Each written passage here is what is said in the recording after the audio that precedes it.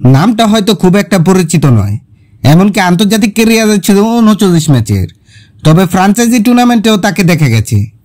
Australian pacer জন Hastings অদ্ভুতের একটি over করেছেন world champions of reasons টুর্নামেন্টে। ১২টি হোয়াইট ও একটি নো বল, সব মিলিয়ে ১৮ ডেলিভারিতেও তিনি ওভার শেষ করতে পারেননি।